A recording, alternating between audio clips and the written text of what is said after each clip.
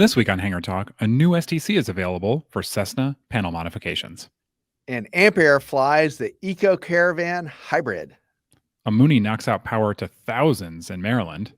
And many aircraft owners will be delighted to know their registrations have been extended. Finally, GAMA numbers are out and they're looking good. Ian, are you ready to do some Hangar Talk? Let's do it, David.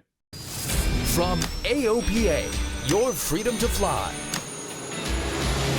This is Hangar Talk. 1056, turn right heading 130, contact final 132.4. Welcome to Hangar Talk, everybody. I'm Ian Twombly. Yeah, I'm David Toulis. David, our guest this week, it's somebody, finally, I'm pulling my weight again. It's somebody I spoke to. I like to tease you about this because you get to a lot of the interviews, which I appreciate. But this is Paul Millner. Paul, if you've been following the Avgas issue at all, his name, you'll recognize it because Paul is an expert in the fuels area, in the area of fuels. And so he's an independent source, and we sat down with him because while he does consult for AOPA on fuels, he also works with some other companies. And so I wanted to sit with him to just talk about what is going on with this Avgas issue. When can we expect it in our tanks? Sure. All that kind of stuff. Yeah, he's an industry leading expert on it, Ian. So I'm really excited to hear what he's got to say. And thank you to you for tracking Paul down. I know he's pretty busy. No problem. Okay, so let's get to the news. This is a cool little product that's out now. Little product. It's actually a huge effort for these guys. So you may not know this. Well, you're going to know soon. Yes, you're going to know. Just a minute. This is something you didn't know you needed, but you do need. If you make a Cessna panel modification, there is a good chance that your avionics shop or your mechanic or whomever has probably screwed up and cut the sub panel of your Cessna, and it renders it immediately unairworthy because that's a structural piece. That's right. That's right. As you know, airplane owners know this. A lot of times there's not a lot of room in the panel to do some work to add some of the modern equipment like Garmin G5s or the 10-inch the 10-inch panels that we're looking at, you know, the digital panels, the all-in-ones. So the folks at Six Pack Aero, Lyle Jansma, who I ran into at the Spokane fly-in, he went ahead and was trying to do an upgrade to the family Cessna 172. Now, we should mention it. This is for the early, like, I want to say the mid-model 172s. Yeah. You know, kind of mid to late 70s, right? Exactly. Yeah. And if you're not careful and you cut that sub panel, like you said, Ian, it immediately renders that aircraft unairworthy. So Lyle did some experimentation, and he came out with a really cool modular way to upgrade that panel where it will keep the structural integrity. And he does all this with laser etched devices, and it's a very clean look, and it modernizes that 172 that we know and love so much. Yeah. So this is under the category. In fact, when he first reached out to us, I remember I chatting back and forth with him, and I thought, okay, well, why? Like, do we even need this? So why are you offering it? Why have you gone through all this work? And he explained that as he's talked to owners, a lot of them just aren't aware. They have no idea. They trust their shop to do the right thing. The shop is just kind of willy-nilly. They go in there and zoop, quick piece of metal, they shave off, and that's it. And first of all, by the way, I want to back up a little bit. This is a little alarming when you think about it, that this little thin piece of sheet metal behind your panel is a structural element of your Cessna. But Ian, in Cessna 172s, and I know from personal experience with Moonies and with Aircreeps, the control yoke goes right through part of that sub panel. Yeah. And so I think that is what we really need to keep in mind, is that it's so close to a very major moving part, that keeps us in the air. But yes, it is alarming. It is alarming to think about that. Right. So anyway, so the STC has been approved. They went through a lot of work to make sure, obviously, with DERs and DIRs to make sure that this would suffice. And you're right, it's a modular system, really smart. It is available now through, I think, Aircraft Spruce. Yeah, $6,950, $6,950. Yeah. So if you're thinking about a panel upgrade, or even if you're doing a minor piece on your 172 and you want to make sure you're in compliance, definitely check it out because it's a cool new product. And plans are in place to both go backwards and forwards, the backwards to the B, C, and D models, and moving forwards to an STC for the Cessna 182s. Great. Yeah, there you go. Good. Okay, David, speaking of new things, Ampere, they are the hybrid electric power plant manufacturer, I guess, for lack of a better word. Working with a Cessna Caravan, they have now completed their first flight from Camarillo, California. Yeah, a 33-minute hop from Camarillo, California, local flight, and it was, basically done to check the propulsion system, the initial checks on the aircraft, things like that. Now, this is an interesting looking aircraft, Ian. It's got a Mhm. belly pod with a bunch of batteries in it. Yeah. But it's a hybrid electric aircraft. So, Mhm. you and I both have experience with Toyota Priuses, and Yeah. that hybrid electric model might be what we see. In my opinion, that's what I think we're going to see with aviation. Yeah, that's right. That's going to what's going to probably take. It's what I think. Yeah. Yeah, I think you're right. And one of the reasons that this is interesting is they claim, Ampere claims that there is no difference in payload. So, unlike what we've been expecting with some of these electric aircraft with, huge, heavy Right. batteries, they're saying no, there's no penalty. I think the power to weight is similar to the traditional turbine, but they're talking about 25 to 40% less of a carbon footprint. So, and of That course that means operating costs, that That much could less help operating too. costs. Right, right. Yeah. Lower operating costs, that could help too as well. And providing more than 2,000 fast charge cycles before replacement is required with Mhm. typical usage. That's interesting. They expect the Eco Caravan to reduce fuel consumption and emissions by about 70%, Yeah. which is pretty substantial, I would say. Yeah. Yeah, that is hugely substantial. So I one of my favorite parts about this story, this was on AvWeb, we should say. AvWeb carried this story and we thank them for that. Yep. Of course, AvWeb has comments. And one of my favorite parts is when you get into the comments, it just, as you can imagine, it immediately devolves into this like climate change battle of wits Uh-huh. between people who feel very strongly on one side or the other, and they're busting out studies and numbers and everything else. And I'm like, only pilots could have this discussion because not it's like they don't just say climate change is real or it's not real. It's like I've read this study that has this much parts per million, and I've read this that so it's like it gets intense fast. Yeah, I'm sure it does. And the thing is that we still need to consider the infrastructure even for these electric hybrid technology aircraft moving forward. Because Ian, let's face it, right now, not a lot of airports are going to have an electric substructure, Yeah. infrastructure there to charge the eco caravans and whatnot. So Hmm. there are some issues about ramping up that are very real, Oh yeah. but now I got to tell you, down the street from me at the Royal Farms, gas station, there are like charging, stations for Teslas Mm-hmm. and other electric automobiles, and so maybe one day we'll see more of that at airports. And I'll be honest with you, Ian, I wouldn't mind seeing more solar panels at airports as long as Yeah. they're zoned for something like that. That could help Yeah. too. Yeah, that's a good point. David, all right, we don't talk about accidents a bunch here, but I do want to talk about this one just because it really received nationwide coverage. I mean, the one of the stories, for example, that we were reading is in the New York Times. A Mooney got caught up in high tension power lines on approach to Gaithersburg in Maryland, close to Frederick. Yeah. Just a phenomenal story. The two occupants were they survived. I don't want to say unhurt. It said they were seriously hurt. One of them only spent a night in the hospital. The They got other, banged up quite a yeah, bit. Yeah. yeah. The other we're not so sure about. The pictures are just incredible. I mean, sitting there dangling from the top of this structure. Of course, there's all sorts of questions about how they got there in the first place. Yeah, Ian, one thing I want to mention right at the beginning that does say a lot about the structure of a Mooney, that cockpit tube construction. Yeah, It's a right, pretty right. stout airplane. Now, assuming they were on final approach to Gaithersburg, about a Hmm. mile, like you said, a mile and a half away. So they're probably going 90 knots, 100 miles an hour, and slammed into, a power grid that was about 10 stories off the deck. So that's 100-foot tall series of power lines and iron substructure, which is Hmm. pretty stout. the photos are by the Montgomery County Emergency Fire Services, and they are excellent photos. It really is remarkable. But Ian, the thing is the passengers were in touch with emergency services via 911 calls from their cell phones. So Yeah. they had presence of mind to make the calls. They didn't know what to do. The wires were hot.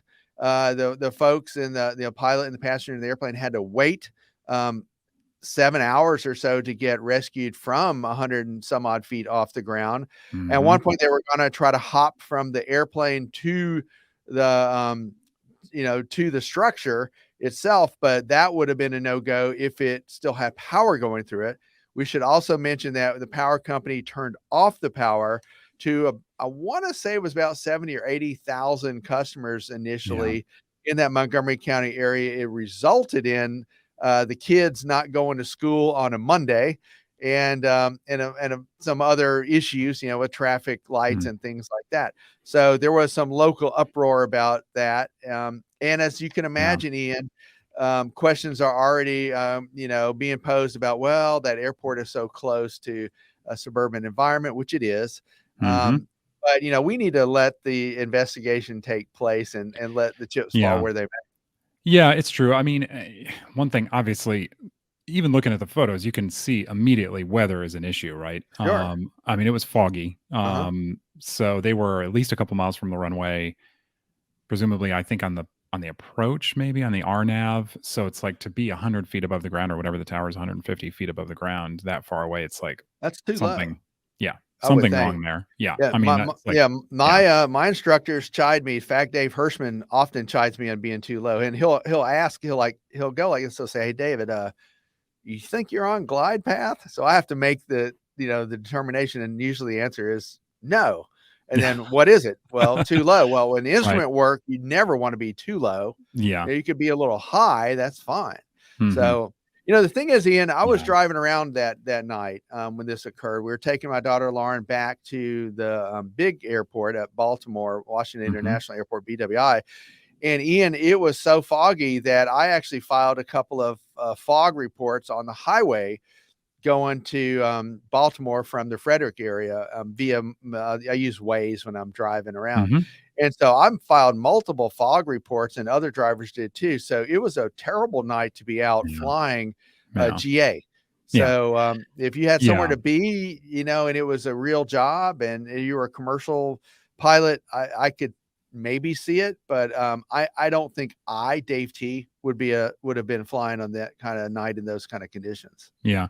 And, these things, I mean, I know it's not something that we think about often when we're flying because we're thinking about the safety of ourselves and then, keep taking care of the airplane and everything else. But the comments, I go to the comments in the Time story, not surprisingly, there are many comments from people who say, basically, why do we let these people fly these airplanes? Yeah. Are falling out of the sky. It's like They jumped to a conclusion. I mean, Of these course. pilots were the pilot's instrument rated pilot. Clearly had the equipment in that Mooney 201 to fly. All those 201 Moonies, I won't say all of them. When they left the factory, they were equipped with some nice Benix King avionics, quite capable avionics with Sure. a lot of times panel mounted GPSs, and that was back in the 80s and 90s. Right. Yeah, sure. But it's just like, there's comments about, well, because I think the pilot may be 60-ish something. And so it's like people are saying, oh, you shouldn't be allowed to fly after 60. And it's like, and if you have an accident like this, who's paying for it? And so, I mean, regardless of whether it is legal and whether the guy was up to snuff and everything else, it's like the public perception hit is real. I mean, it's it real. truly is. It is. So especially in this area, I mean, you mentioned that airport. That airport's really, it's under a lot of threat from neighbors. I mean, they had a horrific accident a few years ago with a jet, and so I mean, these things we have to consider it. And that airport is boxed in, like you said. It's a very dense suburban environment. For folks who don't know Gaithersburg, it's one of the reliever airports for Washington D.C. It's it's about 20 miles north of the D.C. area up Interstate 270, which connects Frederick to to Washington, D.C. So there's a lot of heavy iron that comes in and out of that airport as well. There's some robust flight schools that are operating there. There's a great on-field restaurant, I got to admit, over at Gaithersburg also. But, the thing is about this particular accident, like I said, we're still going to wait for things to come more into focus. But the pilot, when the pilot called 911, the Washington Post reported that they admitted they might have been a little too low. And so that is something that I think investigators will look at further. Sure, of course. But, besides that, and were things done by the book as far as, instrument flight rules with an alternative airport, and what were the minimums? Was it below minimums at Gaithersburg? I mean, these things are still going to come into focus. Sure. Yeah, that's right. Hey, some common sense changes to the regulations. As you know, aircraft registrations have to be renewed every 3 years. But Right. now, thanks to a direct to final rule, that is going to change to 7 years. So finally, some relief for people who have just been struggling to get their registration renewed or changed. Yeah, Ian, as an aircraft owner yourself, that this could be a real hassle. It takes a while to get the paperwork over to the Oklahoma office in the first place. And having that extension is really going to be helpful from 3 to 7 years. That's going to be good. But even a couple of things that to make note of on your behalf and on my behalf too, being a recent airplane owner with my brother Martin for the Tri-Pacer. So, Ian, right now it takes several months just to get back that registration paperwork originally that you're supposed to keep in your aircraft. And it's not uncommon for it to take 3 to 6 months. Yeah. So a little known fact, you can also send a note to the FAA and ask for an extension on that initial registration window. And I was told by Michelle Locke, one of our colleagues up here who bought a Cessna 140 with her husband, that you should wait till the end of that original 180 days, because then you get another 180 days from the time the paperwork or the email comes across the FAA's desk. So in other words, kind of for it, basically. kind of wait till the end of that initial and then ask for another. And I think there are going to be a lot of people in the same boat, Ian, because there has been a lot of aircraft buying and selling in the past 6 months to a year. Yeah. So a lot of people have been flying, let's say, under questionable circumstances because of this registration backlog. I mean, it's been a real problem. I mean, you think about flying internationally, you buy a jet, you want to start flying the thing internationally, that's an issue. So there's all sorts of problems, and AOPA and others have been pushing for this change. And in fact, I didn't even realize this, I guess, or I'd forgotten. It was a legislated change back in the 2018 FAA reauthorization that just hadn't gone into effect yet. And so it's like, through the work of, I think, Sam Graves. Thank you to Sam for helping us out with it. Yeah, Sure. friend in the house. They did push that forward. So the direct to final rule means that you get about, I think, 30 days to comment. So if you want to comment and go in and say, yes, please do this, make it extend to 7 years for sure. Yeah. I think we're all on board with that. And folks who just bought airplanes, like I was saying, the initial paperwork is still a snafu as well. So do not forget about that and keep your airplane airworthy. Yeah, that's right. Dave, the last thing we wanted to talk about today was the GAMA numbers. We love to do this once a quarter when they come out because it's just a really nice snapshot of the health of the industry.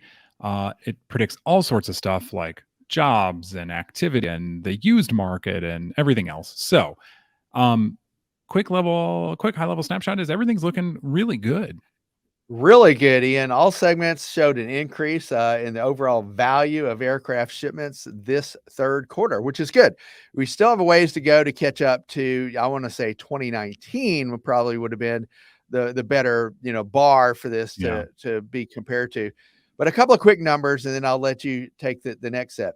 So worldwide, we're looking at 374 piston aircraft, 136 turboprops, 293 total turbines, which includes biz jets, and 231 helicopters, for a total airplane billings number of 14.1 billion, which was a 4.8% increase over previously.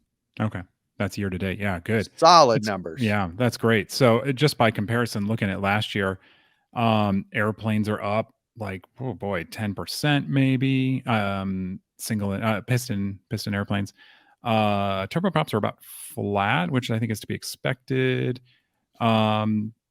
Biz jets are looking really good. I think, helicopters are up more than 10%. So overall, yeah, That's good. Good news those are for good numbers. helicopters. Absolutely. That's something that Yeah. we've been lamenting for a couple of quarters, Ian. That's Yeah. really good news. Yeah, and in fact, most of those are in the turbine market, which is obviously the higher dollar. So, Right. yeah, all that's actually phenomenally good when you think about the supply chain problems that all these manufacturers are facing, because these are of course deleveries, not orders. So Right. that's True. really good. Yeah. Now, a couple of things I noted, Ian, that I want to say are rough spots in the report. Yeah. You and I usually take a deeper dive in this than some other folks. I noted there were only 4 multi-engine aircraft delivered in the USA this quarter, which is the same as quarter 1 and quarter 2. That's interesting. Yeah. Yeah, that is really interesting because obviously more than that are being built. I mean, when I'm looking at well, let's say Diamond, the DA-42. I mean, they built 7, just Diamond. So that's interesting. So they must be going elsewhere, but not to the USA. Yeah, that's interesting. Now, what about Cirrus? How are they doing? I made some notes of that. They seem to be strong again. Yeah, of course. Yeah, they're a machine. I mean, last year, third quarter, they did 144 deliveries. This year, 155. There you go. Yeah, very good. Looks good. Yeah. I was looking at Diamond. It looks like they had 41 deliveries plus 13 of the DA-62 twins. Now, we already know the twins aren't generally coming to the USA. Yeah. So they must be in Europe still. Yeah. And I mean, I think that, those diesel engines aren't generally as attractive in the US, which is understandable given that the fuel costs aren't hugely different.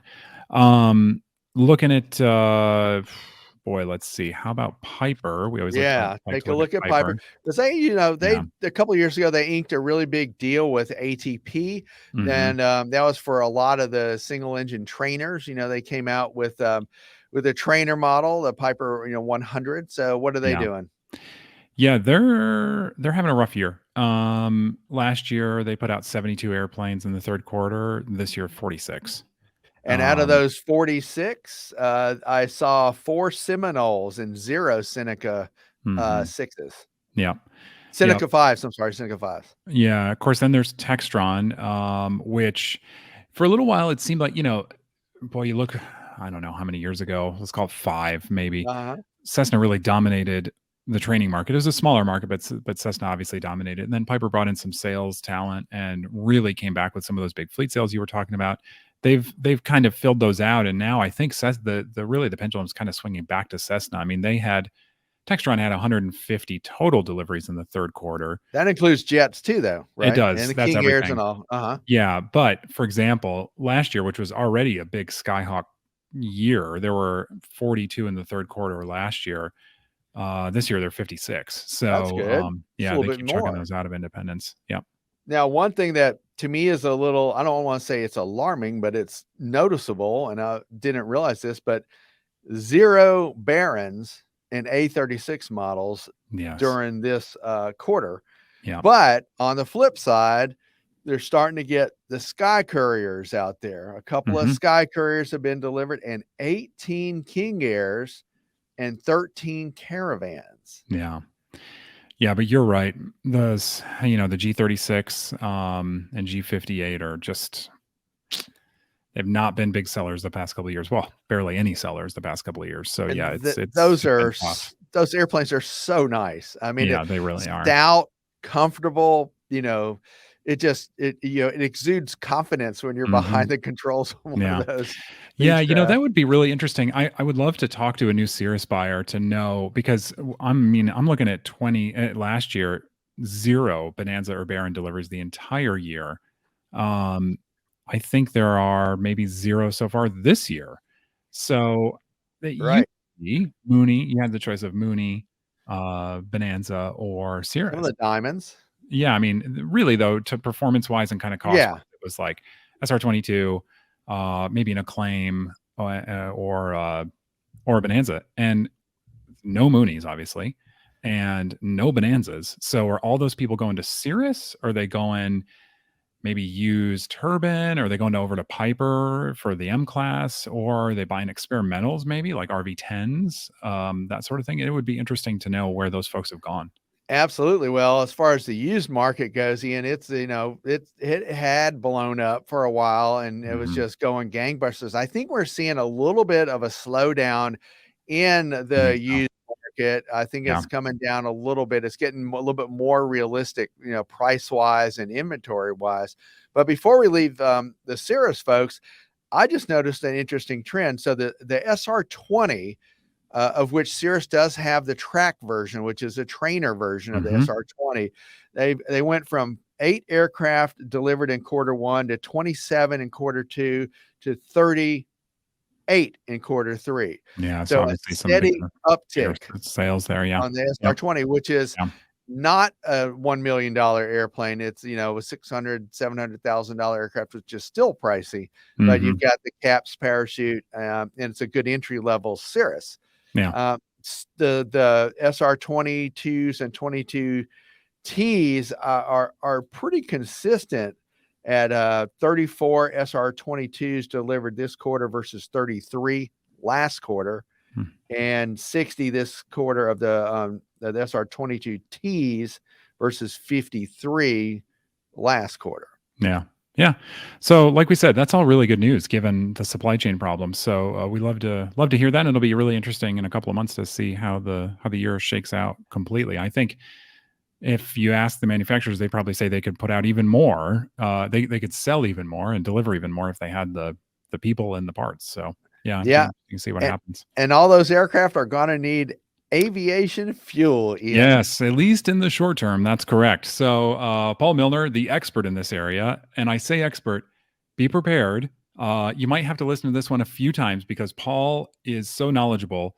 He's a chemist, right? So it's like, an engineer, whatever. So we're going to get a little technical in spots, so bear with us. But it's a great discussion, and I think you'll be amazed at just all that goes into getting the fuel through the approval process, through the refinery, and to the tank. Thanks so much for joining us. I'm really excited to talk to you. We talk a lot about Avgas on the show, but it's something that I hate to admit I don't know a lot about in terms of the background. So you're the right guy to talk to. You worked in the oil industry for many years, and I think it's a space that a lot of us, of course, we interact with, right? Because we all buy fuel, Hmm. but most of us know nothing about. So tell us a little bit about your background. Okay, well, so I spent 38 years at a Fortune 10 company in refineries and chemical plants, but also worked in central engineering and in the research organization. So I've seen a Hmm. number of aspects of the business. I'm a private pilot. I've been flying since 1978. It's hard to get a license in middle school anymore, but Yeah, we're right. able to do that. That's Uh, right. and I'm also one of the founders of the Cardinal Type Club, Cardinal Flyers. Hmm. So had a broad range of experiences. And what I noticed way back in 1991 when the FAA launched the Coordinating Research Council group that was looking at unleaded avgas, reading the minutes of that group, it was apparent that people were talking past each other. The the engine people didn't understand the fuels people. The fuels people didn't understand the airframe manufacturers. There just wasn't any common bond amongst them. The oil companies weren't sending private pilots to these meetings, right? And as a private pilot and a person that had actually had blended gasoline in my life, it was very frustrating to watch all of that going on. And so I started, I guess, tampering in the process in the mid to late '90s by talking to other folks and saying, well, I saw you said this in the minutes, but you realize that those guys didn't really understand what you were saying because they have a different frame of reference. I was working hard with the representative from my company who was coming from a very different background, didn't understand aviation. Unfortunately, wasn't the world's best gasoline blender either. His experience was more in jet fuel. Hmm. And they said, oh, well, it's aviation, so you can do this. Well, no, gasoline is very different than jet fuel. Yeah. Anyway, so I've been monitoring that. And then when first Swift came on the scene, the founder of Swift was John Rusek. And he actually had worked for a company that had spun off of my corporation many years in the past. But there's still streets named in the refinery that I worked in after some of the processes that his company had developed. Oh, wow. And I said, well, John, your Avgas really isn't going to work, And so we'd have these long discussions. And John was a catalysis guy. And so, as long as it didn't matter what the problem was, the answer was a new catalyst, right? And so that was not entirely helpful either. But we had some conversations over the time, and then I had been friends with George Brawley and Tim Reel at GAMA for many years, and in fact, the company I'd worked for had collaborated with them for 3 years on trying to come up with an unleaded avgas before the company I worked for decided that the FAA was too difficult to work with, that they were not following science. They were deciding, we're going to regulate this into existence. And so, no, you can't regulate a fuel. You have to figure out what works scientifically, and then you can write regulations around that. Yeah. But the FAA thought they'd regulate first, and the science would just have to follow along. But that's not a very good strategy. So when Tim and George decided in 2009 that, we're going to develop an avgas, I gave them some ex officio help because I was still working for Big Oil at that time. But then I retired in 2013, and then I could help them as much as I wanted.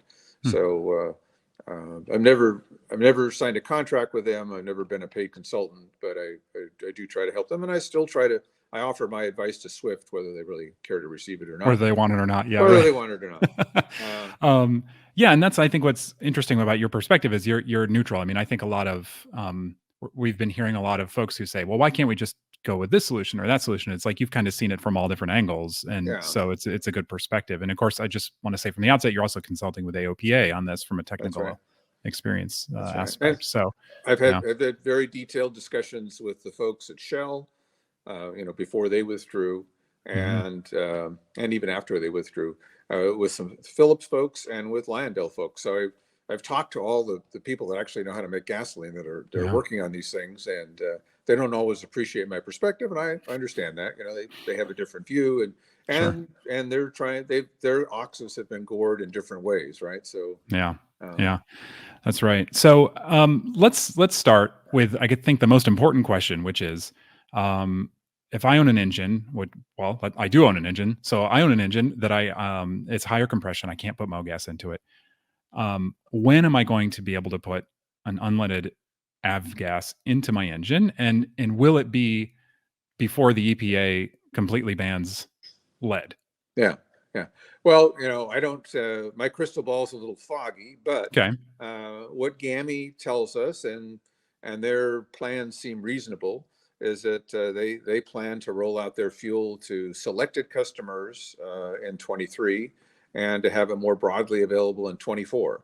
So when one of those selected customers, for instance, they've told me they're in discussions with the folks at Reed Hillview to try to bring their 100 unleaded in, because Reed Hillview has declined to sell leaded fuel. So they're selling 94 unleaded because that's all they can get. But the management at the airport's interested in selling 100 unleaded. What their political taskmasters that decided not to sell leaded fuel, what they'd really like, what they want to accomplish, that's open to speculation, and you can read all kinds of political gambits about that.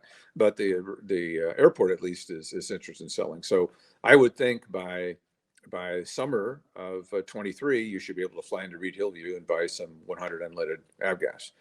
It's a little bit of a trip for you, I recognize, coming from Maryland, but right, a little closer for me. But So I mean, we just heard that all the STCs were approved across basically the entire fleet. So why another year? I mean, why can't? What goes into this? That it's something that can't just happen. It's like, boom, we got the formulation, it's approved. Let's make this thing and ship it tomorrow. Why not? Well, the first step is GAMA doesn't plan to make the fuel themselves. They're not an oil company or a blender. They are making some trial batches. They have some facilities that their partner AvFuel has provided them with, so they can make small batches for testing. They're making a batch for one of the aviation manufacturers right now who wants to test it at their facility. But that's not a production facility. So GAMA's been in discussions all along with big oil companies and smaller blenders and all kinds of folks that might make this fuel, but no one's been willing to make a commitment or to invest money because GAMI didn't have an STC. So it's Mm. it's really nice that you're going to have a baby, but until we see the baby, we can't put it to work, right? Mm. So now that they were granted their STCs on September 1st, those discussions are ramped up another notch. But there's all the commercial terms and conditions, have to be agreed to. Then the next step is, let's say Joe Schmo has a refinery in Louisiana or in Texas or wherever it is, and they say, hey, we want to make this stuff, but the components that are in here, even though they're things that we have in our refinery, they're not connected to our gasoline blending manifold. So now we have to make those connections. And how much is that going to cost? Can we get it budgeted? Can we do the work anytime, or do we have to wait for a turnaround, a shutdown of some of the equipment in the refinery so we can make those tie-ins? So there's logistics involved in actually in making it happen. I mean, in order to get there more quickly, people are looking at kinds of things. Oh, we're going to load this component into a truck on one side of our facility, drive it across the facility, and then pump it into a different part of the facility. Well, you can do that on an ad hoc basis, but that's no way to be in the oil business, right? Yeah. So, Right. So those kind of things have to happen, and then the whole rollout calendar has to be worked out. So does a refiner decide, well, I'm just going to stop making 100 low lead and I'm going to make this 100 unleaded instead? And what's that going to do to my market? Because does everyone that I'm selling to today want to buy that? There are people out there, certainly if you read the internet forum boards, that are they're very averse to being early adopters. They said, oh, I want to run lead forever. I'm only going to live Yeah. another 20 years. Well, I'm only going to fly another 20 years. So I just want to use lead. They're going to hold on till the end. Yeah, it's something I know. Yeah. There's always a risk with change, right? We Sure. don't know what we don't know. This Yeah. stuff's been tested very thoroughly, and they've been at this for 13 years now, and they're flying it in airplanes. But there could be some weird quirk that occurs at some place, and there's a lot of people that are averse to being the one to discover that, understandably, right? Yeah. So Yeah. so the oil company or the blender, because you don't have to be an oil company to blend fuel, will have to determine, is their market really ready to support this? And you don't accomplish that in the morning. You don't just call up all your customers one morning and say, hey, how about if we switch over? One of their natural questions is, what's going to be the cost differential? Well, we're not really sure. So they have to work those details out, because until you know exactly how you're going to blend it and what that's going to cost you, there's concerns about that. Yeah. So something that you said a couple minutes ago, just about they have the components, let's say, most refineries or blenders have these components. So can you talk just a little bit about some of the fuels that are being developed, GAMIs, Swifts, others? I think a lot of us don't understand really the difference between autogas, let's say something I go and take at the pump, and That was GAMI calling me. and Avgas. So the question is, how different is this process? I know with lead, there's been some handling issues that have to happen, and so there's a complexity there. But not so with this. So how much different is it for these refiners and blenders, and what will that mean to the market and the difficulty getting it there? Well, there's MoGas. They'll take away my my refinery responsibility if I call it auto gas or car gas. Or MoGas, motor gasoline for cars. The stuff you find at the corner station is made very differently than Avgas, and made out of different stuff. So like the refinery I worked at most recently, there were 13 different gasoline components that came together to make MoGas, and those were blended to make the most economic fuel that met all the specifications for regular, middle grade, and premium. And not only that, but there were different constraints depending on where that fuel is going to be sold, because some areas require reformulated gasoline, which is a cleaner burning gasoline, which is why gasoline costs so much more in California, for instance.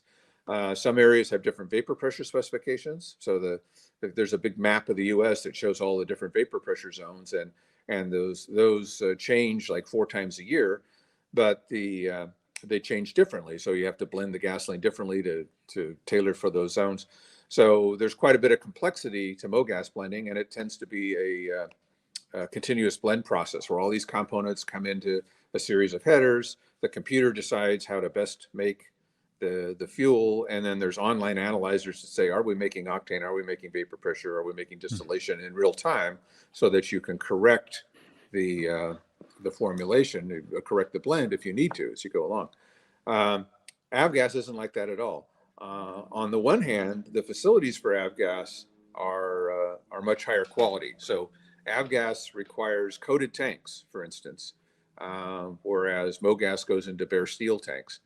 And Avgas facilities, for product integrity reasons, have to be completely isolated, so they won't be manifolded to everything the way that MoGas facilities are. Well, that creates a challenge here. So, for instance, even if a refinery has, if they want to make GAMA 100 unleaded, for instance, and they've got access to mixed xylenes, which is a component of GAMA 100 unleaded, that doesn't mean that, certainly that stream is not connected to their Avgas blending system, because for product integrity, you don't connect anything to the Avgas system that isn't a part of Avgas. And historically, the mixed xylenes could not be a part of Avgas, so those aren't connected. And then Avgas is traditionally batch blended instead of continuously blended. So, first you put in the aviation alkylate, and then you add the isopentane, and then you add whatever your aromatic correction stock is. Toluene historically is what people have been using since 100 low lead came out. People have been adding toluene. Not everybody, but most people, to get the octane up. And then you circulate that tank, which mixes it. And in the circulation loop, you have a vacuum aspiration of the lead, the additive package into that, because nobody wants to pump lead. You don't want lead squirting out if a pump fails. Really bad stuff, right? So they suck it into the blend, that's cool. and it gets blended in by virtue of circulating the tank. So the tank will go around maybe 10 times, and they've set the weight of lead that they want to go into that blend, and so it'll continue letting it aspirate in until that weight has gone in, and then the valve will shut. So that facility then has to be modified. Now you're going to want to put in, if you want to make GAMA 100 unleaded, you've got to put in mixed xylenes. If you want to make Swift's 100R, you have to put in ETBE, ethyl tert butyl ether, which all refineries may not have. And you have to pipe it up. Even if you did have it, you have to pipe it up into that system. I won't talk about Shell's fuel since they've stepped back. They say at least until there's a endangerment finding by the EPA, which might make a business case for them to come back. But the Phillips fuel is going to be adding MMT. Well, you could bring in MMT additive package and put it where the lead package is today, but that requires a little bit of work. Lyondell is saying that they'll have MMT and ETBE and some other co-solvents. So there's even more work to do to try to incorporate all of that. The other issue is that the majority of Avgas, whether it's 100 low lead today or 100 unleaded in the future, everybody's Avgas, the majority of it is aviation alkylate. So alkylate is a product in the refinery, which is refinery cracking processes make light ends, which aren't particularly useful. You can't stick them in a gas tank and use them in a car, for instance.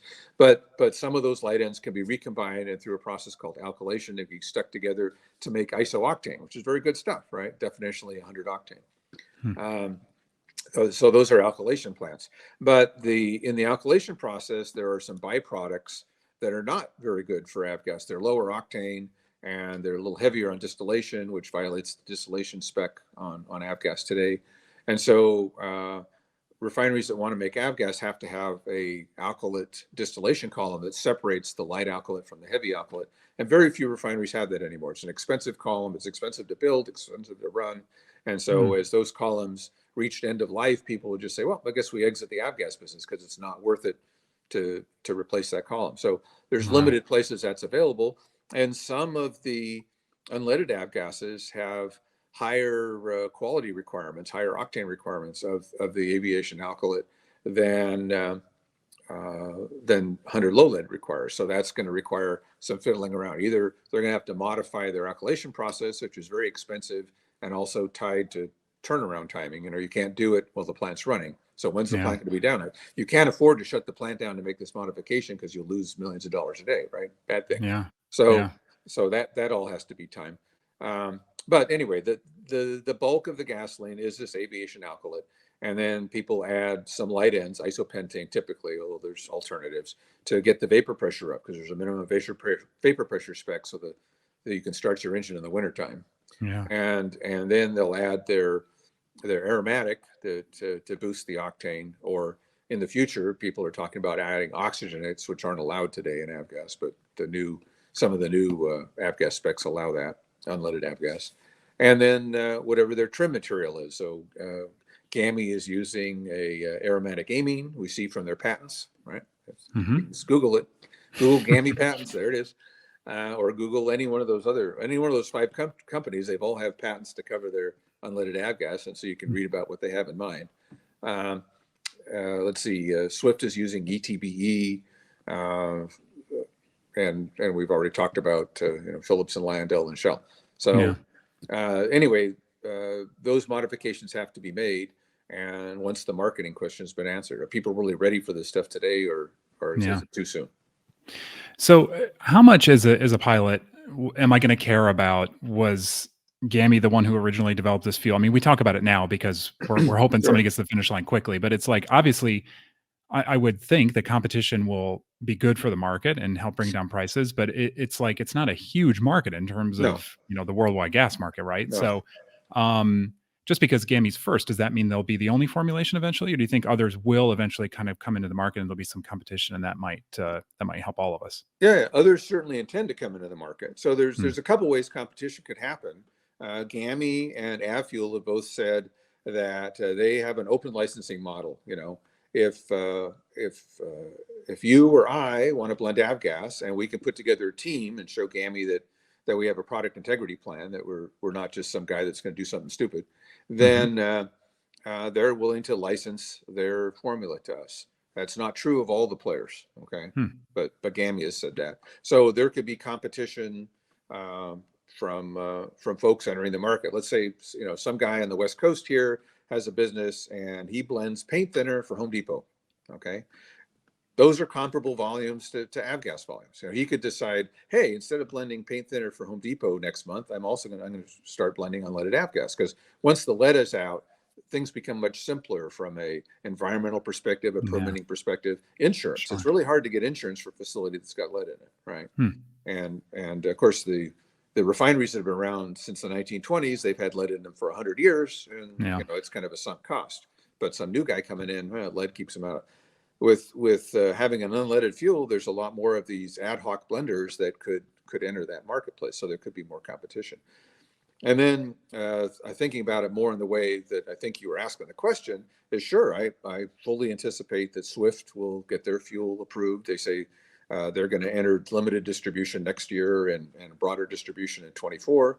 They've already got their 94 UL system in place, and it's pretty easy to upgrade that to 100R, when the time comes. Similarly, if Phillips and or Lyondell are successful in demonstrating to the FAA that their formulation works, and they've been tweaking that a little bit to try to get there, then they could be making those fuels too. As a pilot, there's a little bit of a paperwork exercise, because both the GAMI fuel and the Swift fuel require an STC. But if we look back in history, when Phillips first introduced their 2050 multi-viscosity motor oil, that was done with an STC. And I think it's probably fair to say that the FAA was not inundated with 337s from people filing STCs so they could put 2050 motor oil in their airplanes. And that could well be the case too. I've only heard of one airport that said they were going to have STC police standing out there at the pump to make sure people really had the STC, or they couldn't put the fuel in their airplane. But I think even that one effort, that didn't last very long. It was like a couple of weeks, and I said, well, this is kind of old. And similar to today, if you fly into an airport that's got MoGas available, there's nobody out there checking to make sure that you have a MoGas STC. You want to put MoGas in your airplane, put MoGas in your airplane. And so that may well be the case. Now, some of us are more compliance minded, and we're saying, hey, I don't want any problems with my insurance. I don't want some FSDO inspector coming by and giving me a hard time. And after all, Swift and GAMI have both spent a lot of money getting there for us, so I don't mind spending a few $100 to to buy their STC and be supported. Yeah. Yeah. But there's the practical part of that, which is, do you have to plan ahead for every fuel stop and be like, okay, well, I got to make sure to have this company's STC and this one? It's like, ultimately, shouldn't they meet? I mean, today, it's an ASTM standard, right? Right. That the refiners meet. Okay, they meet it. I can put it in my airplane. So, I would Well, hope that at some point we yeah. can get to that, right? Yeah, you're making the distinction in the wrong place though, because Swift intends to have an ASTM standard. So Okay. they're going to have an ASTM standard, but the approval for the fuel is under STC. So an ASTM standard doesn't solve that problem for it. There's a lot of people in the industry who say, oh, well, it needs an ASTM standard. Well, no, that doesn't work because the intellectual property still has to be addressed. So in Swift's case, there's going to be an ASTM standard, they say, but you still need an STC. What GAMA has proposed to the FAA, and this may be a place where we all have to call up the FAA and say, hey, you guys get your act together. And they've ended up, I think, talking to like 6 different subgroups inside the FAA who all said, this is a great idea. We ought to do this, but it's not our job, right? Yeah, of and course. GAMA Yeah. said, well, what value is added by filling out a 337 and having somebody sign it and mail it in when you've got an STC that applies to every airplane in the fleet, right? And so what GAMA's proposed, just let people go online, purchase the STC, and have immediate approval, and then either have the stickers there at the FBO or give them 30 days to put the stickers on, reasonable compliance time, write it in Sharpie on day one, right on the wing, and then put the sticker on later. Because, there's no requirement today that you have the actual sticker. You can just write it on your wing. A lot of people do. They have all kinds of fancy artwork, painted on their wing to cover the necessary placards. It doesn't have to be a specific piece of paper. And then that will get automatically registered at the FAA. So instead of the FAA having to handle, 140,000 STC applications or 337s, which it's a hand-o-matic system, that would be quite an inundation for those guys. This can be handled electronically. So that's their way of proposing to do it. Swift, you can buy the STC online, but it doesn't get. Then normally you still have to go through the paperwork exercise. What we've suggested to the FAA is that, give people some lanyard, give them a compliance period. Say, well, as long as you've bought the STC, you've got 60, 90 days or until your next annual to actually file the thing. And so your IA can, as a part of doing your annual, oh yeah, I got this STC. Okay, now we'll file the 337. If the FAA can't handle doing it online, which seems kind of sad in this day and age, but maybe there's issues, Yeah, that's right. So that's a thing, and of course there's the cross fueling thing too. So you fly in and they got a different fuel. It's like, oh well, I know it works on my airplane, and on I go. But that's not the best way to do it. Yeah, right. So you mentioned that people, maybe there's some hesitancy. They want to stick with what they know. They want to keep flying with 100 low lead. So there's 2 questions related to that. One is, again, your crystal ball, if you could look into it. I mean, as far as I know, there's still just the one company in England, right, that makes the tetraethyl lead. And so how long do you anticipate that's still going to be produced if aviation continues to be the biggest buyer of that? And then the second question is just, from your background, your engineering background, do you have any sort of hesitancy once the fuel is approved to be able to put it straight into your airplane? And to you, it's like, hey, it's approved, it's been tested, let's go. So InnoSpec is the company there, and they're owned by Afton, who's working with Philips on their solution, non-leaded solution. InnoSpec and their predecessors have gone bankrupt once or twice, over time. But their position at present is that, hey, as long as there's demand, we'll continue to operate and make this stuff. My nightmare scenario has always been, because there's a lot of community opposition to that plant. There's historical documentation of damage to children downstream and the lead plume downstream from that plant. I'd like to think that that environmentally it's more responsible now than it was 20 years ago, but I have no idea. I don't know. But my nightmare scenario is that plant burns down this afternoon. And so there's 2 questions. First of all, what's the prospect that they'd be able to get a permit to repair or rebuild their plant? And secondly, what's the likelihood that their stockholders say, yeah, this is a great deal, let's go invest a bunch of money in a product that we know is at end of life, right? So if that were to happen, then there's an issue. Now, both China and Russia have made lead in the past. I'm not sure Russia is a very good trading partner right now, and my understanding is that the Russian lead plant is is beyond redemption at this point. It's been abandoned and not maintained for so long. There's a bunch of companies in China that make tetraethyl lead, but the samples I've seen are not inspiring. Tetraethyl lead should be clear. And you can Google, China tetraethyl lead, and you'll say, oh, here's our tetraethyl lead. And you say, well, it's inky black. That's not a good thing, because the black, lead compounds can be black, but the lead compounds in tetraethyl lead aren't supposed to be black, right? So I don't know what the QC implications are, and I don't know what kind of quantities those guys are capable of. I mean, if you're making it on a lab bench, you can make some tetraethyl lead, and that's all you need. For instance, going into the future, the way that octane engine's a special engine that's used to measure the octane of a fuel. It's an analytical engine, and those are calibrated using lead, because we know how to get to higher octanes using lead. But the amount of lead they use is less than a measuring cup a year. Well, these companies in China can certainly make a measuring cup a year of tetraethyl lead. Can they make the volume of lead that we would need to support our 100 low lead? That's a question to me. So. That's the issue going forward, is that the lead supply is uncertain, but I'm optimistic. To answer the other question you asked, is that we watched this stuff for so long. All kinds of people are running their airplane, including Senator Imhoff from Oklahoma runs it in his RV4, right? Because as an experimental aircraft, he gets to decide. Some of the folks in Eagle, the group that's trying to get the lead out of it, actually say, oh, well, GAMI doesn't have approval yet for experimental airplanes. I think that's a misnomer, because experimental airplane, the owner of the airplane gets to decide what the appropriate fuel is. And there's certainly data there to show that GAMI 100 lead meets or exceeds every performance characteristic of 100 low lead. So if I were flying an experimental, even if I had some really weird engine setup, I would not have any hesitancy to use the GAMI 100 unleaded as being adequate for my engine. There's also an issue, for the warbirds and some of the experimental demonstration categories that aren't included. But the good news there is that the GAMI STCs are FAA approved data. So any DER, designated engineering representative, can take that approved data and issue an approval for those aircraft to operate on GAMI's fuel. And GAMI has DERs, and they're willing to do that work too. They say, hey, give us a call. But you don't have to use them if you don't want. You can use your own DER. So it's. But the good news is the approved data is there in the form of the STCs. Interesting. Well, I know it's been a long road. Like you mentioned, I mean, what is it? 20, 30 years now that 31 years. That we've been talking about this, and it seems like we're close.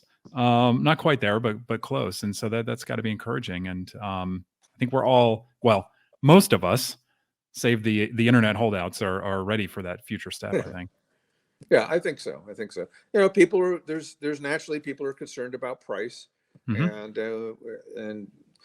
different contenders have made statements about pricing, but we really don't know. It's going to depend on how all these logistics issues get worked out, because those are going to affect costs. The other thing that's going to be a little interesting to see is that some of the fuels are using components that historically have not been considered prime fuels. Prime fuels are gasoline, jet, and diesel. Okay, and so these are materials that fall more into the petrochemical realm, and the petrochemicals tend to move contracyclically to prime fuels a little bit.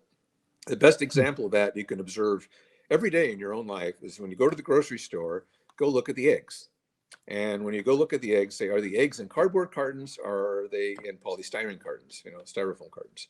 And when petrochemicals are cheap relative to prime fuels, people start using styrofoam cartons because they're cheaper than cardboard cartons. When petrochemicals are precious compared to prime fuels, then people switch back to cardboard cartons. So you have this world economic indicator right there in the egg refrigerator at your grocery store. So in the future we'll forecast Avgas prices by going to the grocery store. But that is going to introduce a new element. What we're all accustomed to is the historical pricing for Avgas has typically been U.S. Gulf Coast premium unleaded plus a margin, 80 cents, $1, something like that. And there's some other adjustments in there for octane value or reformulated gasoline value, but that falls into the 80 cent to $1 Well, if we're using other materials in avgas that aren't really part of that prime fuels world, they're going to move in a different direction pricing wise. So Harder to sometimes predict. those, Yeah. sometimes those will drive the price down. Other times they'll drive the price up. So that's kind of a brave new world of avgas pricing that is going to be another variable, and we'll get used to it, but it's going to be new. Yeah. Interesting. Well, Paul, thanks so much for the expertise. That's fascinating. And yeah, I think we're, like I said, I'm ready, certainly. And I know lots of others are to take the next step. So I'm encouraged. It sounds like you're encouraged, and that's a good sign. So thanks so much. Looks like good stuff. Yeah. We were talking about the Cessna panel earlier and how some things are just, I'd rather not think about, the structural element being this thin piece of metal behind the sub panel. I feel the same way now about fuel. There are just certain things, knowing how complex it is. It's like, how are we ever going to get an avgas alternative? It's just incredible that it's ever going to happen, because the amount of investment that has to go into it, and the regulatory process, and finding the raw materials and everything else. It's a little scary when you think about it on the grand scale. I'd rather not think about it, Ian. I'd rather just Yeah. put the fuel in my tank and have it be fungible, which is a word we learned, Yes. and just keep flying. But yeah, you're right. There's a lot that goes into it. There's a lot of infrastructure that goes into it. Any of these changes, will take yeoman's effort on the ground to get it going. But at least Paul's able to help explain it to us a little bit more, and also to a lot of the pilots and owners that are listening to Hangar Talk. Yeah, that's right. All right, David, I think that's it for this week. We will see you next time. I'm Ian Twombly. Our editor is Austin Hansen. I'm David Toulis. Don't forget, you can find us at aopa.org/Hangar Talk, and on YouTube, and wherever you get your podcasts. All right, we'll see you next time. See you next time.